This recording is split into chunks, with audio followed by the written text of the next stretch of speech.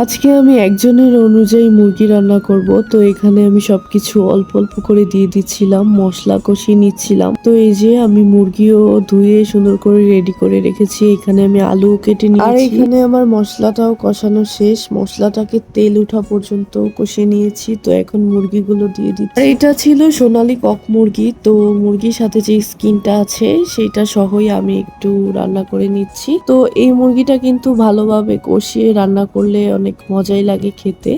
যদিও মুরগিটা একটু ভালোই সময় নিয়ে কষাতে হয়। তো এখানে আমি মুরগিটা ভালো করে কষিয়ে এখন আলু দিয়ে দিলাম। আলুটাকেও এখন বেশ কিছুক্ষণ কষিয়ে নিব। তো এখন ঢাকনা দিয়ে ঢেকে দিলাম আলু আর মুরগিটা যেন ভালোভাবে কুক হয়। ঢাকনা সরিয়ে পরিমাণ মতো পানি দিয়ে দিব। আর এই পর্যায়ে কিন্তু আমার মুরগি রান্না একদমই শেষ। আর আমি কিন্তু এখানে জিরাও দিয়েছিলাম আর লাস্টে আমি একটু ধনিয়া পাতাও দিয়েছিলাম, একটু সুন্দর লাগবে তাই। তো দেখো আমার মুরগি রান্না শেষ। আর এরকম মুরগি রান্না হলে কিন্তু 2 প্লেট ভাত অনায়াসেই খাওয়া যায়।